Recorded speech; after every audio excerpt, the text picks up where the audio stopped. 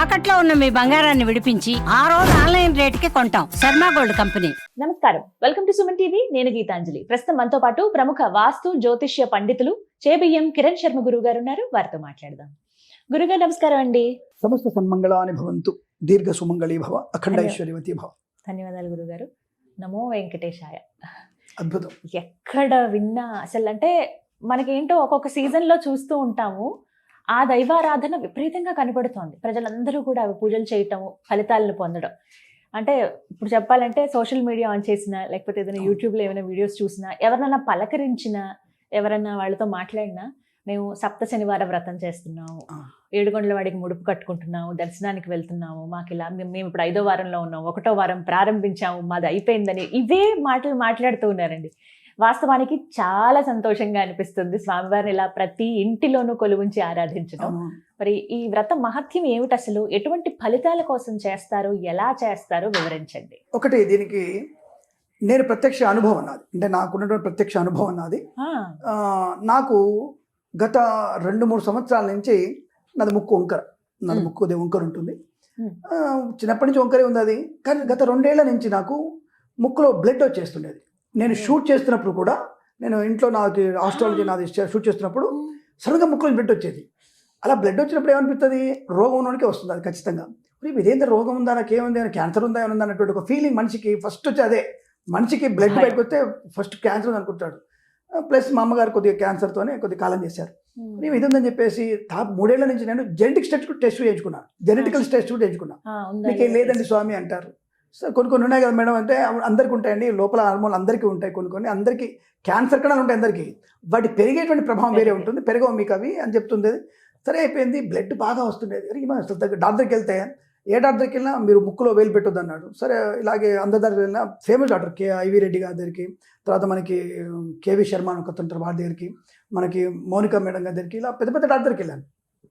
Doctor మనకి ఒక doctor రావు గారు అని కార్డియాలజిస్ట్, యశోద కూడా వెళ్ళిపోయాను డైరెక్ట్గా, ఆయన బాగా పరిచయం కానీ చెప్తే ఆయన నుండి, అవును సార్ మీకు ఆపరేషన్ చేయాలన్నాడు. ఏ ఆపరేషన్ అంటే, ఆపరేషన్ చేయాలని సార్. సరే సార్ అన్న, మీ ఎడవ చేయి చిట్టిన వేలు కట్ చేయాలన్నాడు. ఇదేం సార్, దీనికి సంబంధం అడిగా కామెడీగా, అంటే మీరు ఈ వేలు ముక్కులో పెట్టుకుంటున్నారు కదా, రక్తం వస్తుంది. ఎంతైనా సార్ అంటే, మీకు అంతే ఉంది, మీరు ఇన్ని టెస్ట్ తీసుకొచ్చారు, 200 రిపోర్ట్ తీసుకొచ్చారు, నాకు పెట్టారండి. మరి ఏంటి సార్ ఎట్లా వస్తుందంటే, మీ ముక్కు వంకర ఉంది, 2 పొరలు ఉంటాయి, పొర కట్ అయిపోయింది, అది ముక్కులో ఇప్పుడు అనాలోచనగా టక్కున పెట్టుకుంటాం, ఇప్పుడు డస్ట్ ఉంటే పెట్టుకుంటాం కదా, అది మీకు అలవాటు అయిపోయి మీరు పెట్టినప్పుడు అది బ్లడ్ వస్తుంది, అది ర్యాపిడ్ అయిపోయింది, అది మళ్ళీ ఆపరేషన్ చేసినా మళ్ళీ మీరు వేలు పెట్టుకుంటారు, మళ్ళీ అది కరిగిపోతుంది, మళ్ళీ బ్లడ్ వస్తూనే ఉంటుంది. అసలు మీకు ఏ జబ్బు లేదు, అదే మీకు ప్రాబ్లం లేదు. అయినా సరే మా ఆవిడ బ్లడ్ ఎట్లా వచ్చేదంటే 2-3 మినిట్స్ కారుతుండేది, అది గడ్డలుగా వచ్చేది. చెప్పా ఇంత ఏంటి భయం. మా ఆవిడ చాలా భయపడింది. మీరు నమ్మరు, ఆవిడ మొక్కుంది, స్టార్ట్ చేసింది. అమ్మాయి అమెరికా, మా అమ్మాయి అండర్గ్రాడ్యుయేట్ అమెరికా వెళ్ళడానికి అప్పుడే అమ్మాయి ఉన్నప్పుడే స్టార్ట్ చేసింది. మీరు నమ్మరు, వ్రతం అయిపోయిన తర్వాత 7 వారం వ్రతం అయిపోయింది, 7 వీక్స్ చేసింది. తర్వాత ఇది వడ్డీ వారం అంటారు, ఏం చేయలేదు కానీ 7 వారాలు చేసుకుంది, అయిపోయింది. తర్వాత తిరుపతికి వెళ్ళొచ్చాం, మా అమ్మాయిని తిరుపతి వెళ్ళొచ్చాం, హాయిగా సంతోషం అయిపోయింది. మళ్ళీ ఈరోజు వరకు నాకు బ్లడ్ రాలేదండి. అరే నేను ఇది చెప్పడానికి ఏంటంటే విత్ ఫిట్నెస్ నా దగ్గర ఉంది. నేను ఎంత డాక్టర్కి వెళ్ళానో ఫిట్నెస్ ఉంది. నేను 3 ఏళ్ళ నుంచి అయితే వెళ్ళలేదు కదా, డాక్టర్ ఉంటారు కదా, అది నా దగ్గర ఫిట్నెస్ ఉంది. అంటే దేవుడు మహత్యమా, మనకు ఆరోగ్యంగా ఉన్నామా, వేలు పెట్టుకోలేదు అనే విషయం మనం చూసుకుంటే జాగ్రత్తలు పడుతున్నా.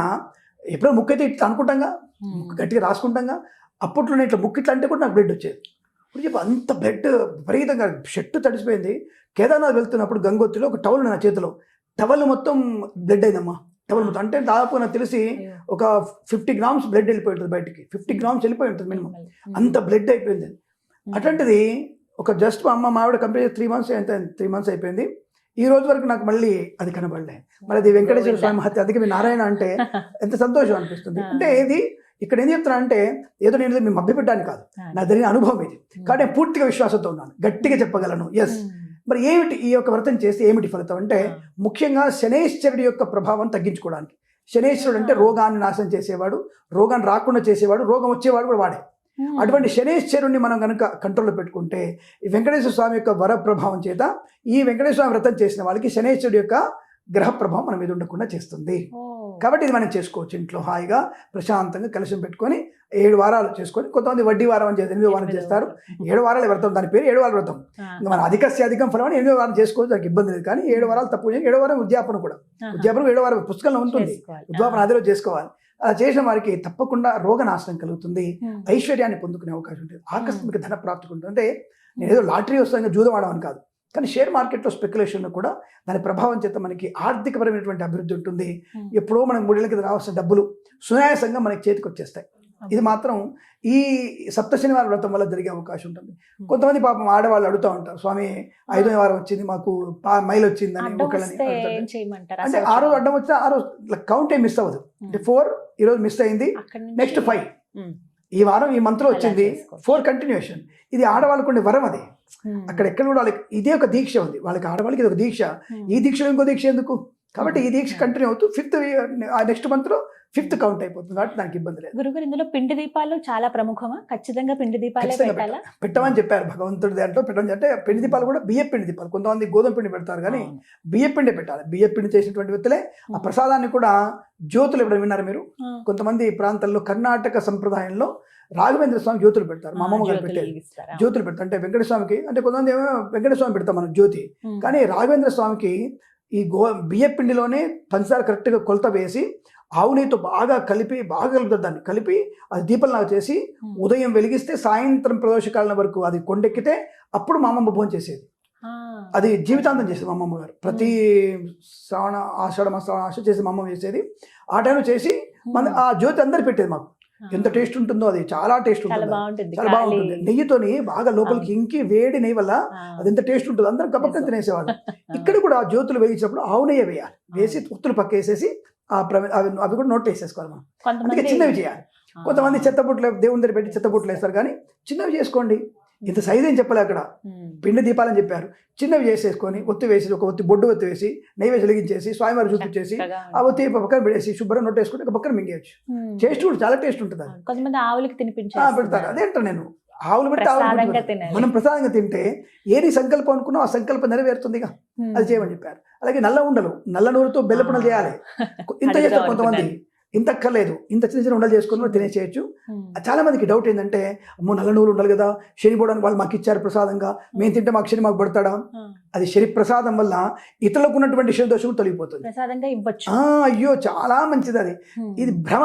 కొంతమంది పంతులు చేసేటువంటి ఈ దరిద్రపు వేషాలు ఇవంటారు. నేను అందుకే అంటాను, కొంతమందికి తెలిసేలిక చేసేటువంటి యొక్క దరిద్రం అక్కడ ఇచ్చేటువంటి. రెండవది ఇంకా అంతకంటే ముఖ్యం, ఏకాదశి ఉపవాసం ఉన్నారు మీరు, విష్ణువాలయానికి వెళ్ళారు, గబక్ తీర్థం తీసుకున్నారు, పక్కన స్వామివారు ప్రసాదం పెట్టేశారు, నోట్లు వేసుకోవాలి అంతే. అన్నమైనా సరే అది ప్రసాదమే, అక్కడి వరకు ప్రసాదమే, అది నక్తం ఉన్నట్టే మీరు. ఇది శాస్త్రం చెప్పబడింది, దీన్ని కూడా తీసుకోవాలి. అలా ఇక్కడ కూడా శనేశ్వరుడికి కూడా నలుగురు ఇస్తే మనం తప్పని తీసుకొని తిరుమల వెంకటే సమేత శనేశ్వరాన్ని నోట్లు వేసుకుంటే మనకు కూడా శనిపీడ పోతుంది.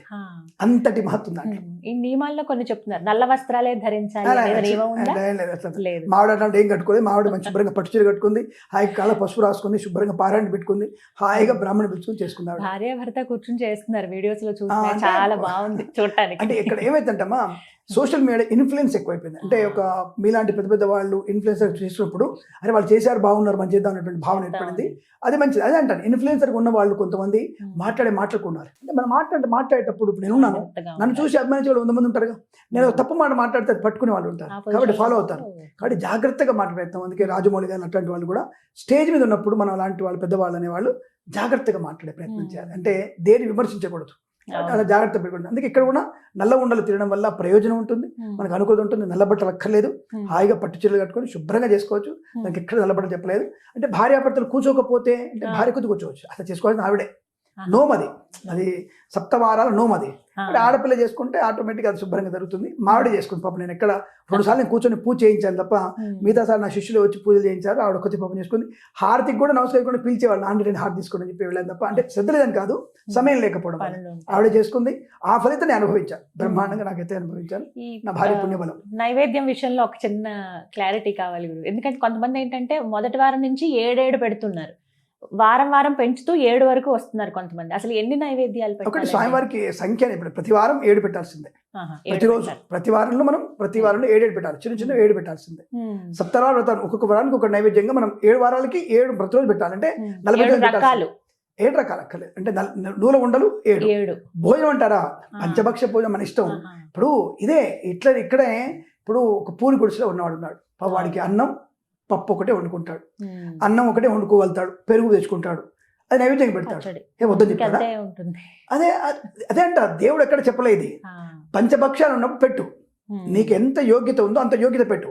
యోగ్యత అయినప్పుడు బలవంతంగా పెట్టు అని చెప్పకు. అది దేవుడు ఎక్కడ చెప్పలేదు ఆ విషయాన్ని. కల్పితాలు ఇవన్నీ, ప్రక్షిప్తాలు అంటారు వీటిని. కాబట్టి పురుగుడిసలో ఉండేవాడు నైవేద్యం పెట్టవచ్చు, మహాధనవంతుడు నైవేద్యం పెట్టవచ్చు. నువ్వు 10 రకాలు పెట్టు, ఆయన ఏది స్వీకరించాడు చూస్తాడు అంతే. ఆయన శ్వాస తీసుకుంటాడు, ఆ రైట్ తృప్తి పడతాడు, అదే అంత మంచి. భాగ్యం. కాబట్టి మీరు ఏది పెట్టినా ఇబ్బంది లేదు, ఇన్నని ఎక్కడ లేదు. కానీ నువ్వులో ఉండలు మాత్రం పురుగుడుసులు ఉన్నా సరే, చిన్నవి చేసుకున్నా సరే, ఒక చిన్న గిన్నె తీసుకోండి, అవి 7 పెట్టేసి 7 నైవేద్యం, అది మహా నైవేద్యం. జ్యోతులు పెట్టుకోవాలి. ఖచ్చితంగా తిరుపతి వెళ్ళాలా అండి?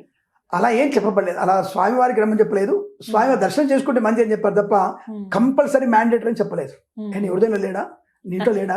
కాబట్టి దానికేం లేదు. శక్తి ఉన్నవాడు వెళ్తాడమ్మా, శక్తి లేని వాడు కష్టం కదా. కానీ ఏదో రకంగా స్వామి వెళ్తారు. పిలుపుకుంటాడు. అదేంటారు ఇప్పుడు, అదేంటరా భగవంతుడు పిలుచుకోవడం వెళ్తాడు గ్యారెంటీ, అది వేరే విషయం. కానీ మనం వెళ్ళాలా అనేది రూల్స్ ఎక్కడ లేవు. భగవంతు దర్శనం ఇక్కడే చేసుకున్నాం కదా, ఆయన చూసుకోవడం. ఆయన ఇక్కడికి వచ్చాడు ఇప్పుడు. శ్రీ అలవేలుమంగ సమేత శ్రీ పద్మావతి అలవేలుమంగా సమేత వెంకటేశ్వరాయన మహా ధ్యానం సమర్పయామి ఆవాహయామి అంటే పిలిచారు, రాలేదనా అంటే అబద్ధంగా వాడింది.